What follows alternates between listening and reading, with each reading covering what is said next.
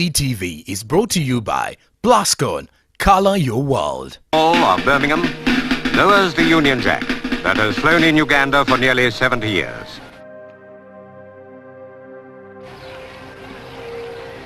At the same moment, the 4th Battalion King's African Rifles becomes the 1st Battalion Uganda Rifles. And to replace the Union Jack, the black, gold and red flag of the new young state, Uganda is... Hello viewers of UBC TV.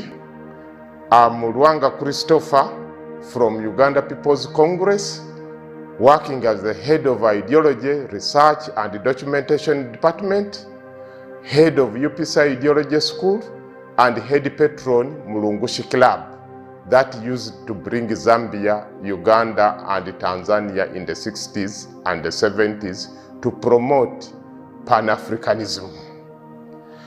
I'm here to walk through Uganda's independence journey, which was concluded on 9th October 1962.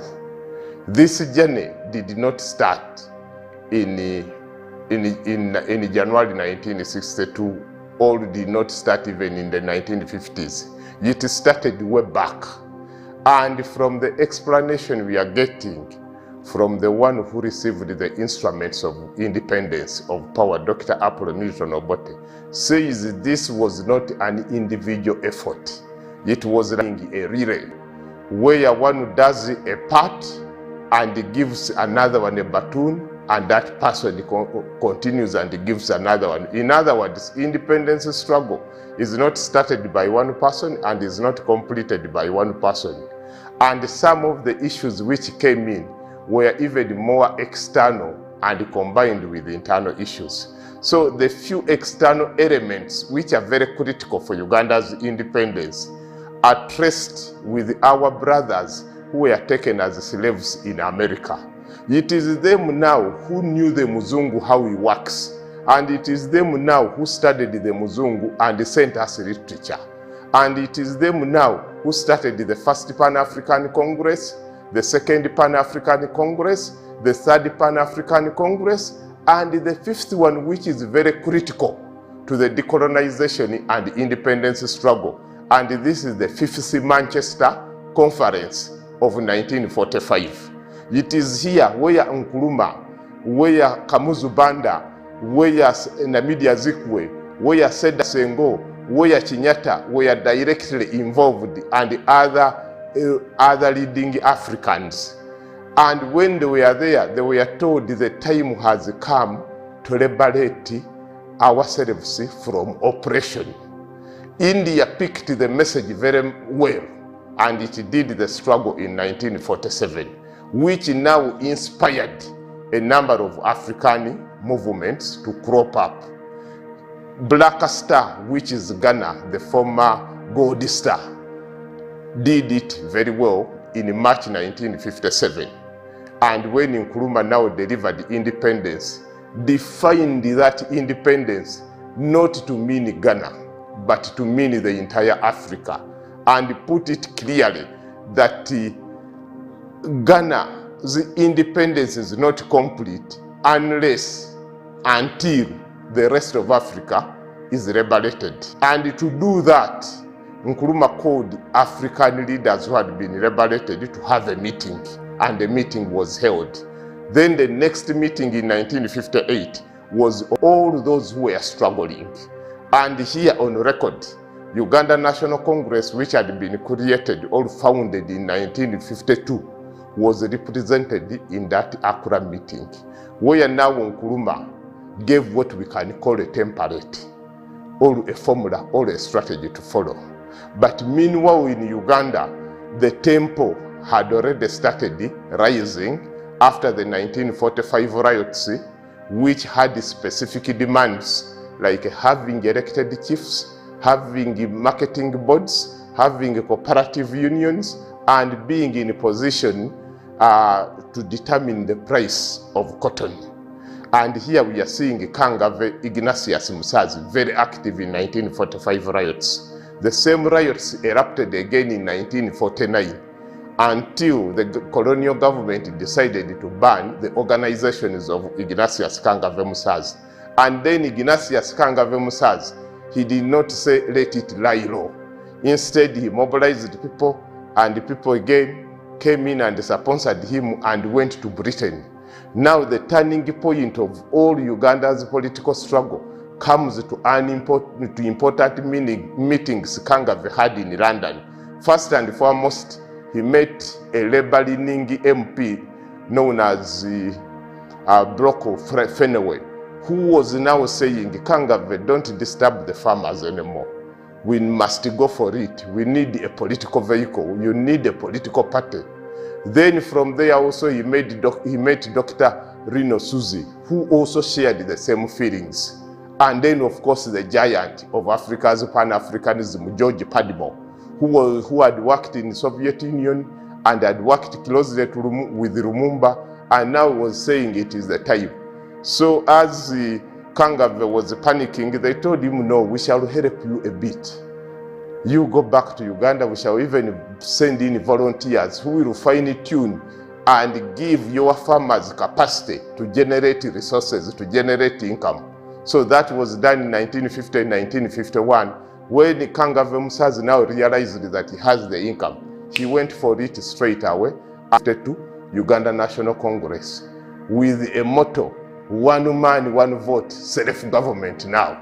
That language was not an easy language for an African coming from Buleme. Kasolo and his team, they realized that since UNSAS started, we also needed to do something. This is when now Democratic Party was born in 1954, October precisely, and also joined the journey. Now, Kabaka and the Menge establishment, much as they had been approached by Kangave Ignatius Musazi, they were very much reluctant dealing with the African political parties, and at the same time also very much reluctant working with the British. They wanted anybody who can come up with a specific position which will protect Buganda's status and privilege in any future Uganda. And it was very difficult for politicians of that time to read that equation and to understand it, what it means. Even it disturbed Britain and it became a serious roadblock. However, Britain realized the tempo of the issues that we need to give it attention. And they appointed a reforming governor who had worked closely in seeing some African countries getting independence.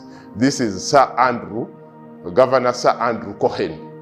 When Andrew Cohen came to Uganda, his main task now was to democratize, to make a constitutional reforms for Kabaka and Menge established the center of the country, and it was at the center of the politics. Now, when King Fred Olusa Edward Mutesa was called to Entebbe to meet the governor, and the governor presented the areas which Kabaka should consent, should agree to, Kabaka rejected on the grounds that he is not alone in running Uganda. There is a parliament, Luchiko, and there is a cabinet. He has to refer there. Then the governor was quick that whatever you are talking is out of context. There is 1900, and this agreement says the Her Majesty's government will consider you to be a Kabaka, provided you follow by dot what it says. And now you are not saying, you are not following by dot what it says. Be ready, look through that window, there is a plane waiting for you. King Fred, young as he was, he said, I'm ready to face the fate, and was exiled in 1953. Meanwhile, as he was exiled in 1953, Uganda National, rest of Ugandans, whether in Karamoja, Kabale, Toro, what, they took it as an attack on any Ugandan, and the UNC invested all its energy to drum up the return of Kabaka. Britain, being so much sophisticated, realized that all attempts to buy off Kabaka, to exile him and even replace him cannot work. The political momentum has gone ahead. Then they agreed to have a conference where Ugandans should talk their mind, and they appointed Sir Hancock, whom the Baganda called Wankoko. That is where the name Wankoko came from. And he pitched at Namirembe Cathedral. And they started their meetings in 1954. Then Governor joined in, and the meetings were now transformed to a Namirembe Conference. And it is from the Namirembe Conference when we are getting the 1955 Namirembe Agreement, which was now an updated version of Buganda Agreement. And from that agreement, it was now possible for King Fred to return homeland, which Buganda, which Kabaka and the rest of the country saw as a major victory, a defeat #1 against imperialism. And Kabaka, who was having that image of a boy from Budo, realized that now he can embark on major battles, and immediately put a condition that Buganda shifted from colonial office to foreign office in London, which meant that Buganda should be considered as a fully-fledged nation state and being given its own independence. This one now was to disturb the nationalists who were chasing independence for the entire Uganda, and it was a big contradiction at that stage. However, as much as it was, the British realized that Ugandans have never had any single election. So in 1957, they announced that Uganda should have some kind of elections. But they left a loophole. They created a loophole that whichever region would not be interested in that type of election, it can remain behind. So Buganda came up and says, we don't vote against Kabaka, so we are not participating in the 1958 elections. So those who participated, the Uganda National Congress got 5 seats. DP got 1 seat, that is West Nile and Madi, and the independents also got 4 seats. And now they formally joined the Regico. These seats were based, the constituencies were based according to the region. Acholi, 1 seat. Lango, 1 seat. West Nile, 1 seat. Toro, 1 seat. Chigezi, 1 seat. Buganda did not participate. So for the first time, the Regico now got elected the Ugandans. And now the Ugandans realized that a bigger thing is likely to come. And when a bigger thing comes, let us be prepared on the ground. So as a result of that, they started reaching out and forming more political parties, but also discussing the position of Mengo, of Kabaka, how will they handle it. Because it was very difficult. Remember, from 1900, Buganda was enjoying the special status. Buganda was enjoying a privileged position. You cannot just come out of blue and you say, independence, we are all at par. Now, as a result of that, the British called in a commission, which was known as Wild Commission. UNC had 5 representatives. I think also DP had 5 representatives, 2 Asians and 2 Europeans. And those people moved around the country. But UNC did its groundwork and trained people to give petitions, which now made it very clear that the British are going to give Uganda a larger parliament and independence. Now, as that one was happening, which they don't mention, Professor Yusuf Chirondo Lule called Ugandans at his home in Kampala that the British will not give us independence if we are not unified. Can't we form one political party? Or can't we join any? Okay. In the process, DP was there and Benny was very much reluctant to join others and said instead others should join them. Then those who attended the meeting said, let us still crack on Mengo to know Mengo's position before we go for the British. Meanwhile, Dr. Promuton Obote, who had come from Kenya with all experience of working in Kenya, party in Kenya, doing campaigns in Kenya, once he was put into the Regico, he became extraordinary in his performance. And the mother-in-law of Mutesa, Pumula Chisosonkole, Mrs. Pumula Chisosonkole, observed his rare qualities and called him for a private meeting and they discussed ABCD, and from that discussion, she offered to organize private and confidential meetings, the first one which took place in Bamunanika, and Abu Mayanja escorted. And whatever they discussed, they all agreed that the political terrain is so tense. We cannot disclose whatever we have discussed. Let us continue meeting behind the scenes and very quiet.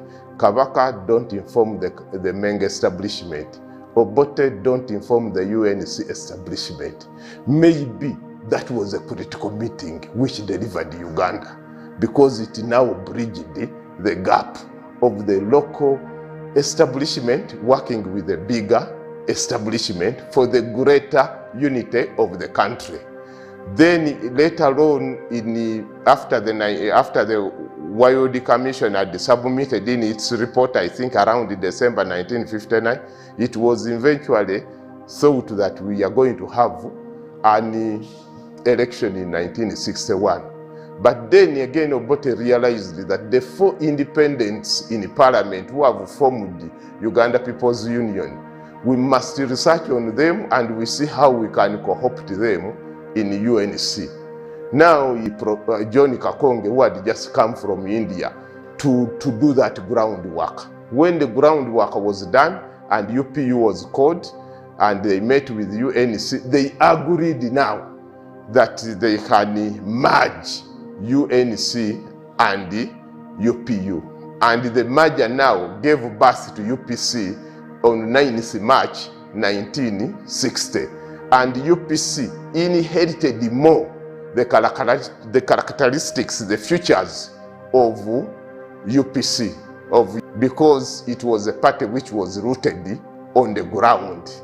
And from there now, the bigger picture was coming.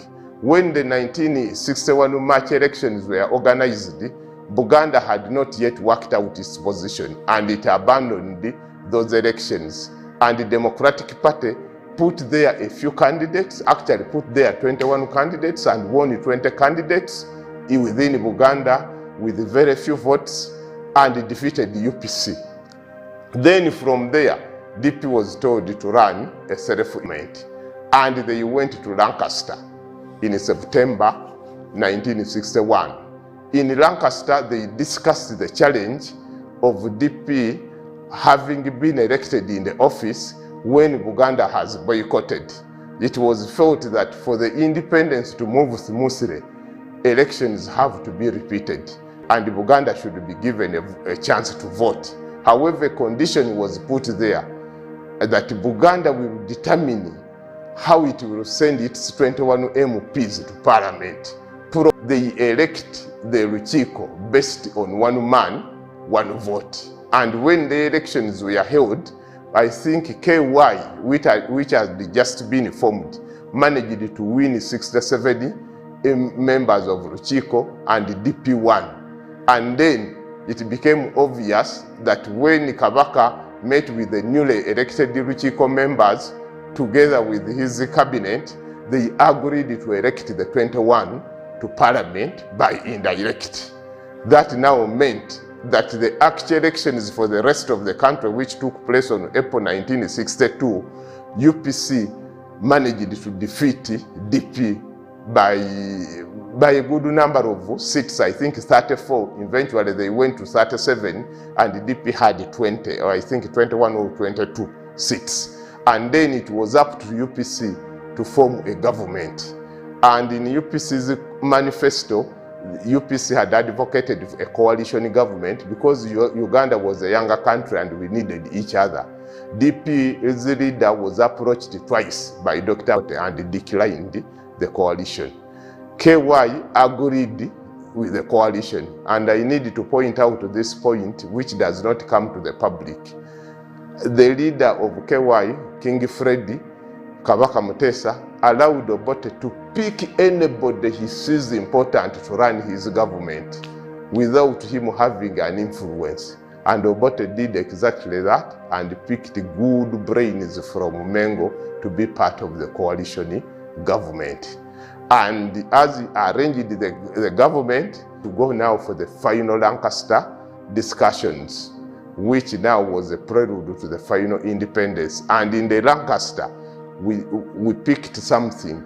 Our people, our brothers, our sisters from Bunyoro said no to independence unless they get their lost counties.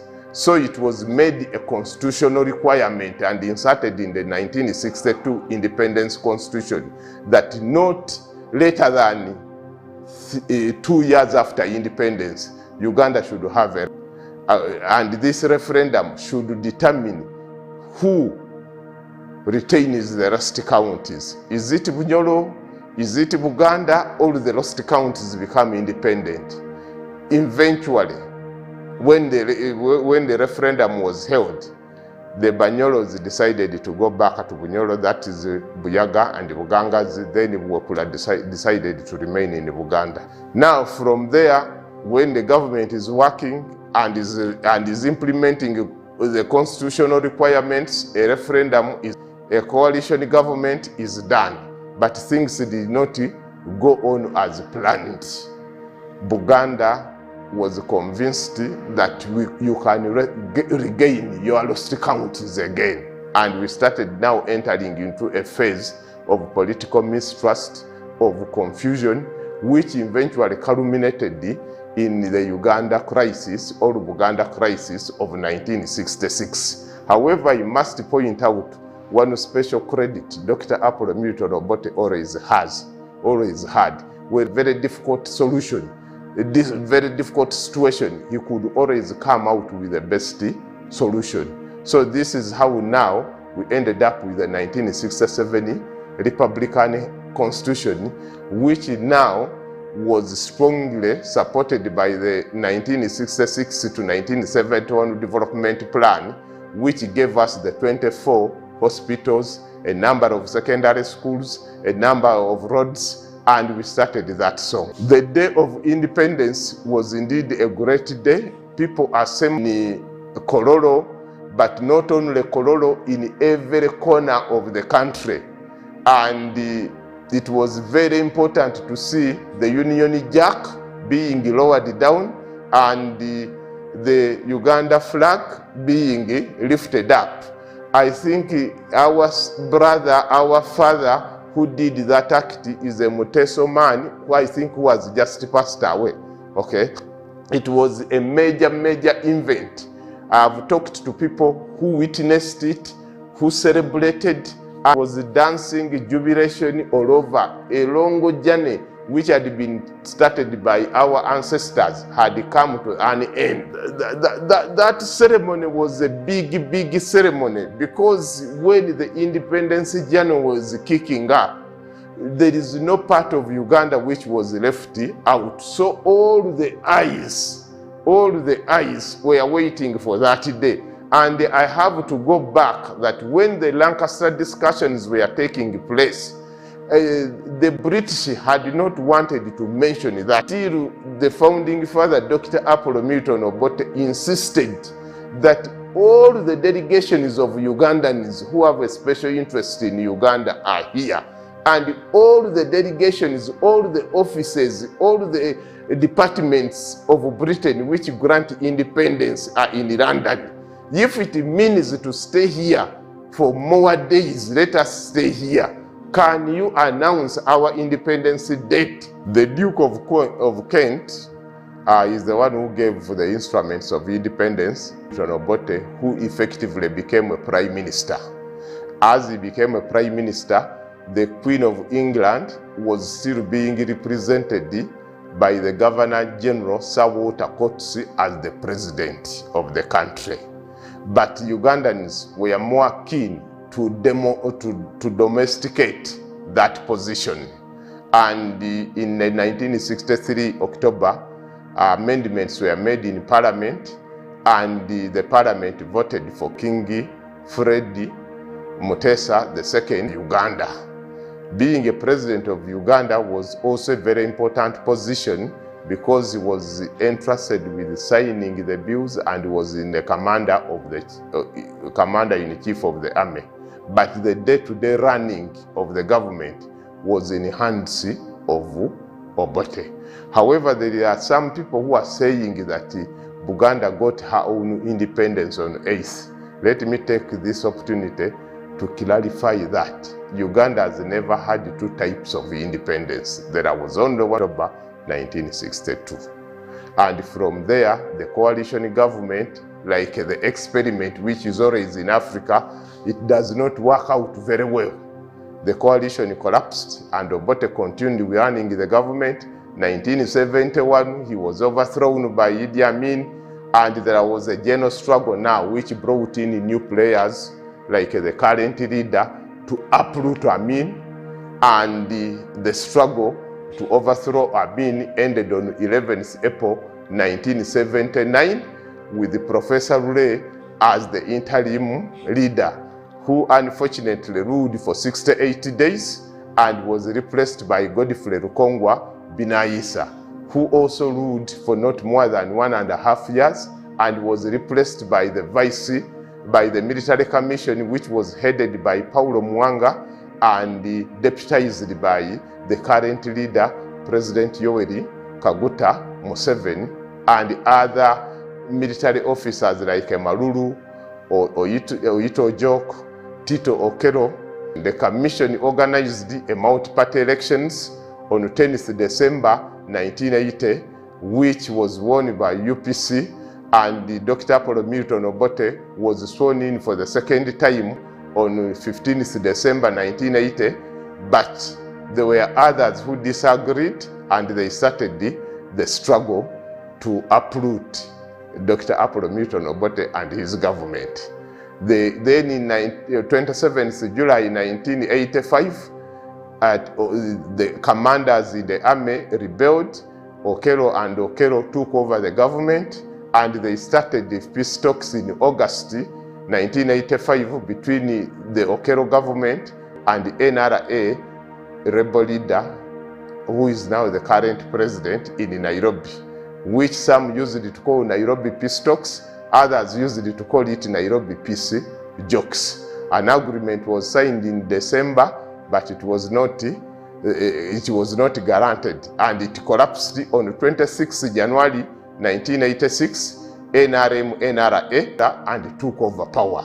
And President Museveni was sworn in together with his government, and they formed a broad-based government, which included DP, CP, and other players. UPC will remain out on some technical issues because we wanted to see a full spirit of multipartism, which has now been restored since 2006. And from that time, 2006, UPC is playing an active role, and we are very thankful for the government to agree to racism, and we are rebuilding it from there. I thank UBC for giving me this opportunity to deliver the independence message to the country, and I'm indeed very happy that I'm being picked on to represent UPC and to represent the country to deliver this message. It will let us have a peaceful, enjoyable independence celebration at 62. And indeed, I'm the most important person to deliver that message because of independence, having been born on 27th April 1962. I'm a product of independence. Anytime you can contact me, I'm always available at the party headquarters, 6th floor, Uganda House, plot 8 to 10, Kampala Road. I'm available wherever I'm called upon. I remain Luanga Christopher Apollo for God and my country. The Journey program on UBC TV was brought to you by Blascon, Color Your World.